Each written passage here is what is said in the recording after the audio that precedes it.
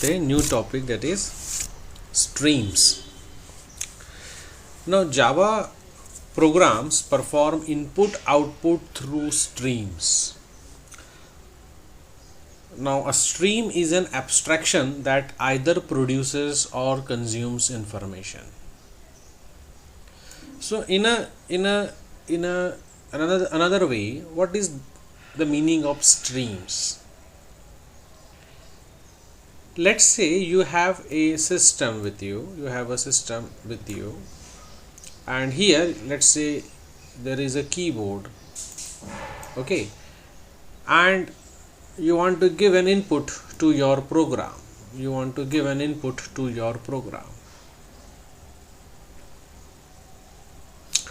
Let's say there is a file. You want to read something from file into your program, or you have something over here in your program that you want to write into a file. So basically all these arrows you see on the screen are nothing but a stream.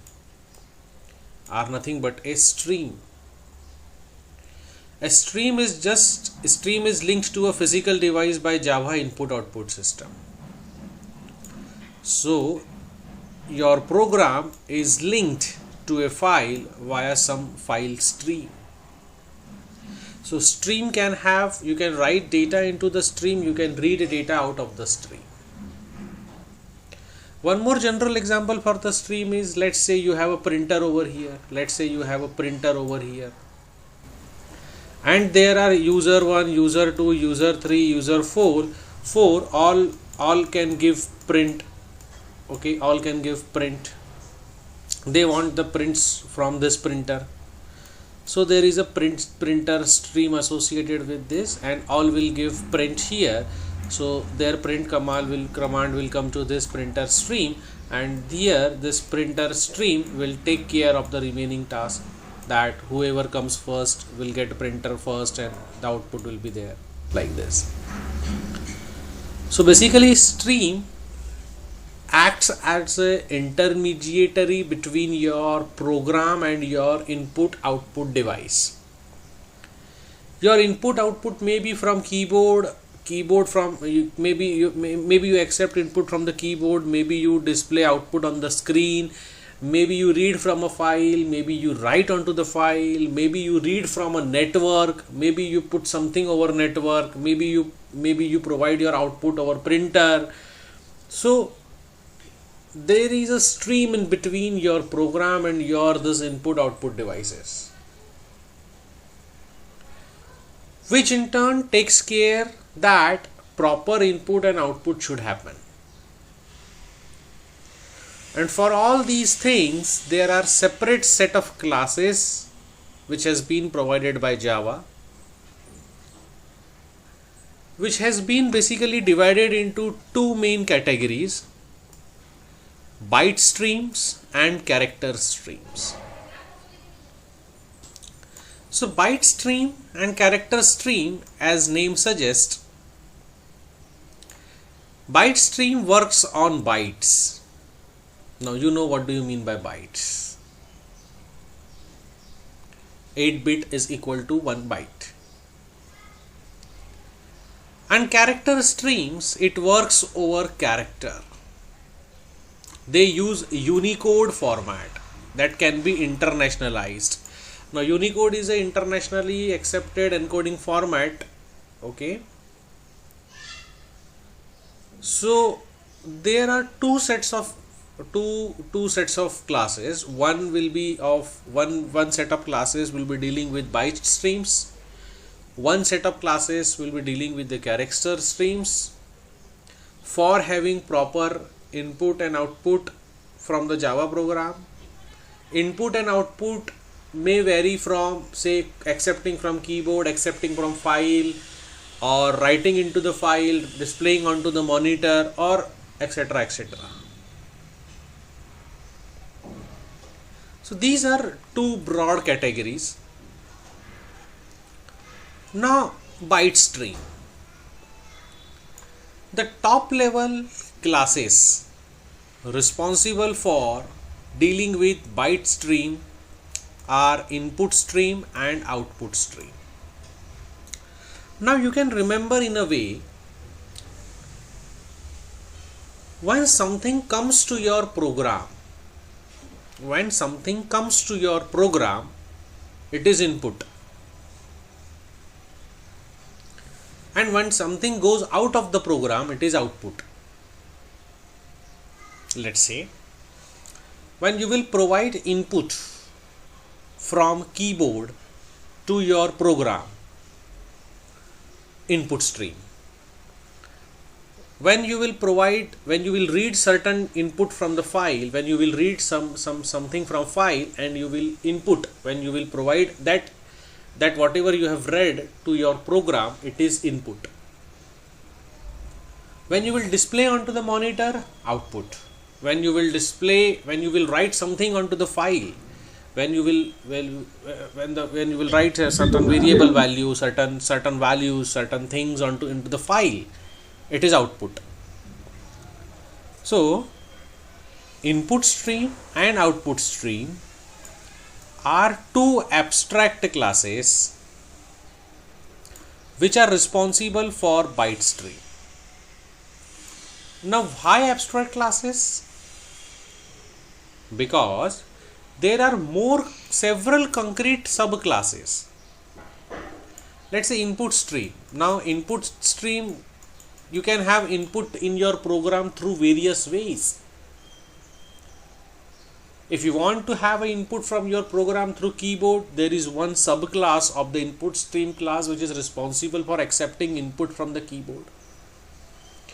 If you want to have input in your program through a file, there is a subclass of this input stream which will be responsible for accepting input in the program from file. If you want to have an input from into your program, say over internet, over some network, then there is a subclass, concrete subclass of input stream class which will be responsible for accepting input from the network into your file. So accordingly, whichever classes we are dealing with, whichever mechanism of input and output we are dealing with, appropriate concrete classes have been derived from these two abstract classes, input stream and output stream. All these stream classes are available in this package, java.io. Input and output. IO stands for input output. All these stream classes, whichever type of input you want, whichever type of output you prefer, all these things are available in java.io. The abstract classes, this input stream and output stream, they define several key methods that other classes implement. We know what do you mean by abstract class. We can write several abstract methods, we can write several non-abstract methods. If in case of non-abstract methods, they can be directly used by the subclasses. If they are abstract methods, they need to be overridden in the subclasses. So two of the most important functions are read and write functions, which we will see through programs, that how to read data into the program using this byte stream, how to write data into the how to output the data from program using this byte stream. So this is an overview of byte stream class. Similar to the byte stream class, there is another section of class or another set of classes which deals with these input and output mechanism. So in the byte stream class, you have seen input stream and output stream were the top level abstract classes, and for every other operation, other type of operation, there are several concrete classes which were derived from input stream class and output stream class. From the class itself, you can identify whether you are dealing with the byte stream or whether you are dealing with the character stream mechanism. Now in the character stream class, the top level abstract classes are reader class and writer class. So the class name is different.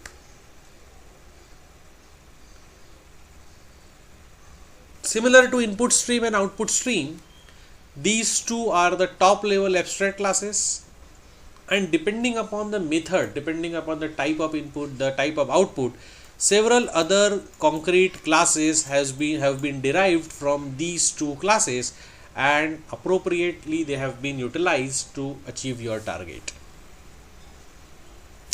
In these two classes as well, in all these subclasses as well, you have important functions, a read and write function, which helps to read and write character of data in your program and through your program. So the point to understand, point to remember is, what do you mean by stream? A stream acts as an intermediary between your program and your input output devices.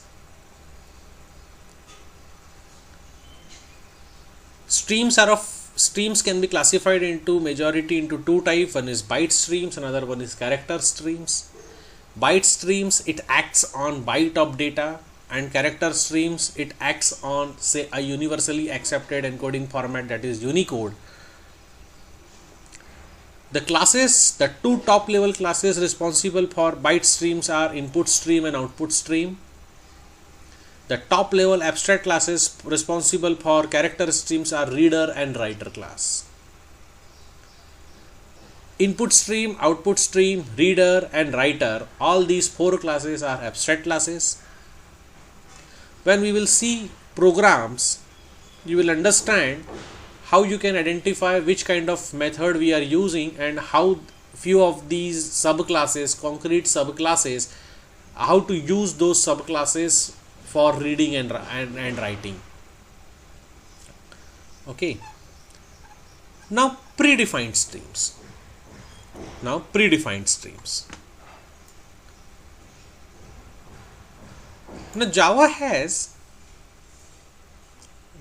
in Java, when you write a particular program, so this package, java.lang package, is automatically imported. Whether you import it or not, it is automatically imported in the java.lang package is automatically imported in all your programs.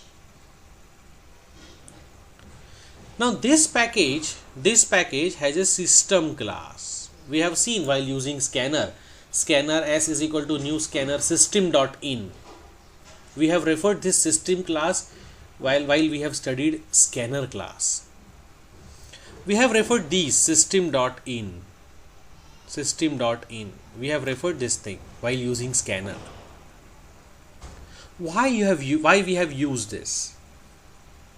Because the system class, it has three predefined stream variables, say in, out and error. This particular system class, which is available in the java.lang package, it has three predefined stream variables: in variable, out variable and ERR variable. And all these three variables are declared as public, static and final. Now you know what is the meaning of public. Can be accessed from anywhere. Static can be accessed without having instantiation, without creating an object of particular type. And final, once you associate it with particular thing, you cannot change the value of that variable later on in the program. So system is a predefined class available in the java.lang package. When you write any Java program, this package gets imported automatically. This is very important with respect to your MCQs questionnaire. System class has three built-in predefined variable. One is in, out and ERR. As name suggests, in refers to something related to input, out refers to related to output, and ERR some functionality related to error handling. So basically system.out, it refers to the standard output stream. It means when you write system.out.println, it means whatever you want to print, you put that text into the standard output stream. And what is your standard output stream is associated with, by default it is associated with the monitor, with the console, with the screen. Scanner as is equal to new scanner system.in. It means you associate the object of scanner class with the system.in. What is this system.in? System.in refers to the standard input. System.in refers to the standard input.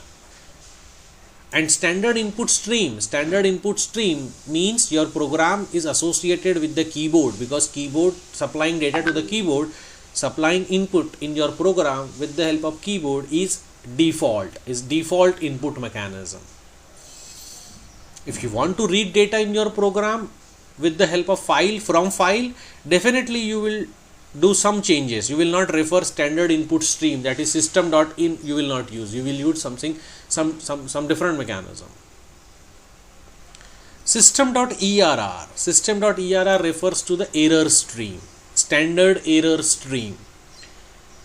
So whenever there is an error, whenever there is some error in your program, it is then put into your standard error stream system.err, and standard error stream is also linked to your console, to your monitor, so that the error can be shown onto the screen.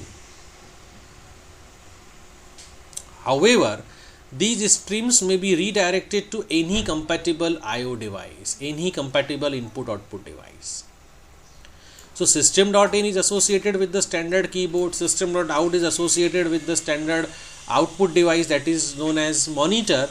But whatever is the output, whatever is the error, if you want to direct it to the print stream, you can very well direct it to any other compatible I/O device, compatible input and output device. If you want input from file instead of this keyboard, you can very well use the different version of this input stream, the standard input stream. We will see few programs how this can all be done. But a summary of this this slide is that the java.lang package is automatically imported when you write any Java program. In the java.lang package, you have a system class. Basically, it deals with various input and output related activity. This system class has 3 built-in variables: predefined variables, stream variables, that is in, out and ERR. In refers to input, out refers to output, and ERR refers to the activity related to error handling. All these three variables are public, static and final within system class. Now we know the meaning of this public, static and final individually. Public means you can have this in, out and ERR accessed from anywhere. Static means you can access this in, out and ERR variable without creating an object of this particular system class. And final means when you associate in variable, stream variable with particular stream, later on in the program you cannot associate it with, you cannot change it, you cannot refer it to different thing. And standard output stream is linked with monitor. Standard input stream is linked with your keyboard, because standard input device is keyboard, and standard error stream is associated with the monitor, so that you can display, you can showcase all your error related things onto the monitor. So system.in is an object of type input stream. System.out and system ARR are objects of type print stream. So input stream is a top level class, print stream is again inside the the subclass of the input stream, and you can have this system out and system ERR are objects of type print stream. Now these are byte streams. Now byte stream classes are input stream, output stream, print stream, all these kinds of classes are basically byte stream classes. And character stream classes we have seen, they are of type reader class and writer class. So input stream reader, input reader, output reader, whatever, these kinds of reader and writer type of classes are character stream classes. But we can wrap these the byte stream classes within character based stream as well if we require.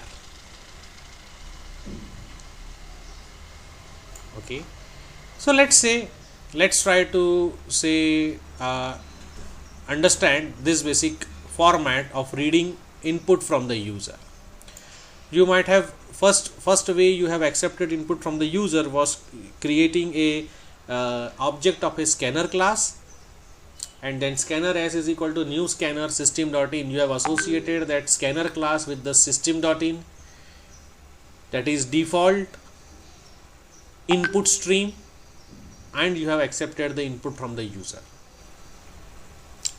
Now let's say instead of accepting it from using by using the scanner class, if you want to use it by using these stream classes, then you can use it like this. What is the meaning of this line? So system.in, we know what is the meaning of system.in. Okay, in Java the console input is accomplished by reading from system.in. You want to read it, so you want to associate your input device with the system.in input variable. Now it is what you can say, it is a earlier we have seen it is a part of input stream class which deals with a category of class, that is byte stream. Now you want to wrap it in a character based stream. So when you want to wrap this system.in, then there is a class, that is buffered reader. Now you know reader and writer kinds of classes are character stream classes. So this is the constructor. This is the constructor of a buffered reader class. Buffered reader, in the parameter you pass a instance of a reader. Now reader is an abstract class. We know reader and writer are abstract classes. Reader and writer are the abstract classes. So basically the concrete class which is responsible for reading input from the user in character stream is input stream reader. So instead of this reader, you can use this input stream reader class. How to use this? So buffered reader ka object br is equal to new buffered reader. Inside this you want to use this input stream reader, so new input stream reader, and this input stream reader internally accepts your input stream. So what is your input stream? Your input stream is system.in. So basically you have created two objects. One is input stream reader object and buffered reader br.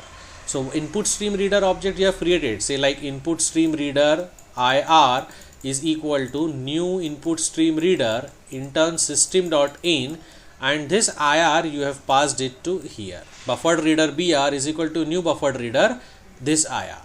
So basically this line is a combination of two lines.